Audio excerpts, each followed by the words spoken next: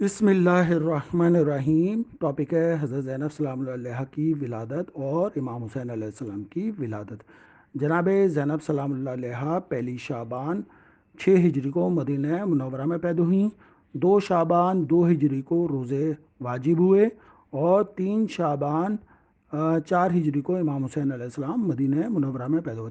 تمام مومنین اور مومنات اور وائس و معصومین پہ سننے والے تمام مومنین اور مومنات کو جناب زینب سلام اللہ علیہ اور امام حسین علیہ السلام کی ولادت کی مبارکباد پیش کرتے ہیں۔ جب زینب سلام اللہ علیہ کی ولادت کی خبر رسول خدا کو ہوئی تو رسول خدا جناب فاطمہ زہرا کے گھر تشریف لائے اور فرمایا، اے بیٹی میری راحت جان، بچی کو میرے پاس لاؤ۔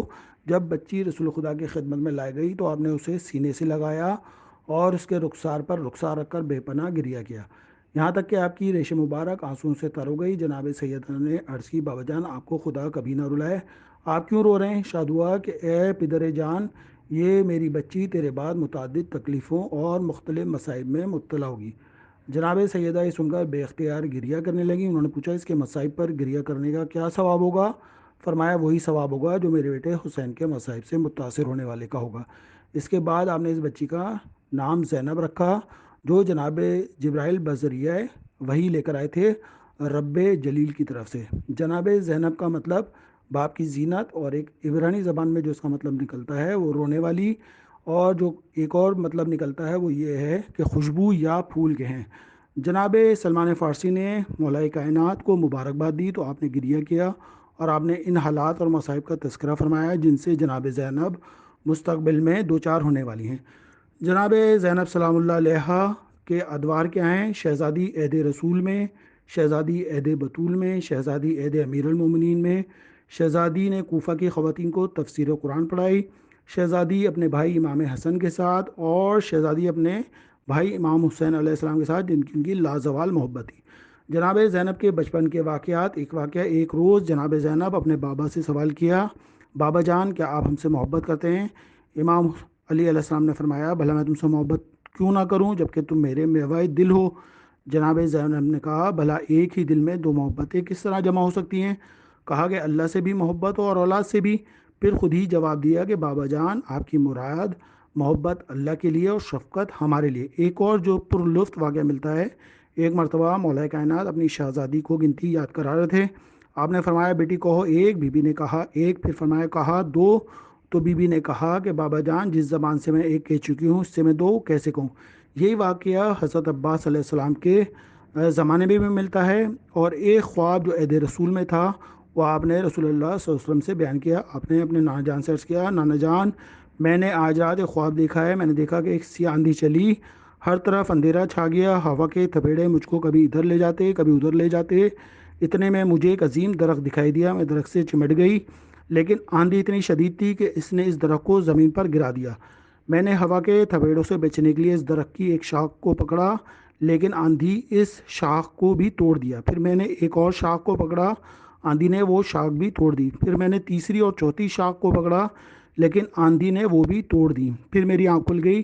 جب رسول خدا نے اپنی پیاری نواسی کی زبانی یہ خواب سنا تو آپ نے گریہ کیا اور فرمایا، وہ درخت تمہارا نانا ہے اور دو مضبوط شاخیں تمہارے والدین ہیں، باقی شاخیں تمہارے بھائی امام حسن اور امام حسین علیہ السلام ہیں۔ ان کی موت پر دنیا میں اندھیرا چھا جائے گا اور ان کے غم میں سیاہ لباس پہنے جائیں گے۔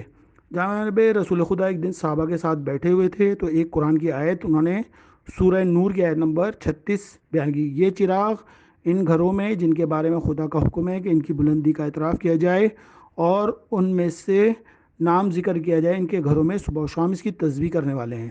مجمع میں سے ایک شخص اٹھا اور اس کے، یا رسول اللہ ان گھروں سے کون سے مراد ہیں؟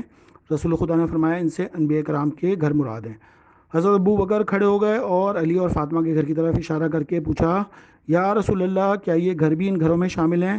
رسول خدا نے فرمایا، ہاں بلکہ ان میں سے بہتر گھر ہے۔ جب جناب زینب سلام اللہ علیہ جو ہے کربلا کے مراحل کے بعد کہ خانہ شام سے چھوٹ کر مدینہ پہنچیں تو آپ کہ کربلا سے اہل مدینہ کو آگاہ کیا اور گریہ کیا، نوحہ و ماتم کو اپنا شغل زندگی بنا لیا، جس سے حکومت کو شدید خطرہ لاحق ہو گیا، جس کے نتیجے میں واقع حرہ عمل میں آیا اور آل محمد کو مدینے سے نکال دیا۔ جناب زینب سلام اللہ علیہ اکثر مجلس عزا برپا کرتی تھیں، خود ہی ذاکری کرتی تھیں۔ اس وقت کے حکام کو یہ گوارا نہ تھا کہ واقعہ کربلا کو کھلم کھلا طور پر بیان کیا جائے، جیسے آج کے دور میں بھی یہی ہو رہا ہے۔ عروہ بن سعید اجدق والی مدینہ نے یزید کو لکھا کہ مدینہ میں جناب زینب کی موجودگی لوگوں میں ہیجان پیدا کر رہی ہے، انہوں نے اور ان کے ساتھیوں نے تجھ سے خون حسین کے انتقام کی ٹھان لی ہے۔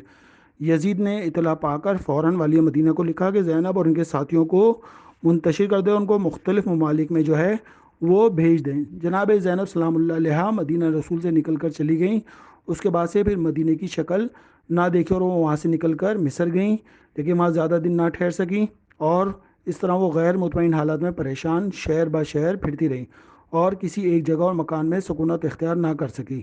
حضرت زینب اپنے بھائی کی شہادت کے بعد سکون سے نہ رہ سکیں، وہ ایک شہر سے دوسرے شہر میں سرگرداں پھرتی رہیں اور ہر جگہ ظلم یزید کو بیان کرتی رہیں اور حق و باطل کی وضاحت کرتی رہیں، اور یہاں تک کہ آپ شام پہنچیں اور وہاں قیام کیا، اور وہیں جو ہے ان کے شوہر جناب عبداللہ بن جعفر کی وہاں بہت جائیداد تھیں۔ اللہم صلی علی محمد و آل محمد۔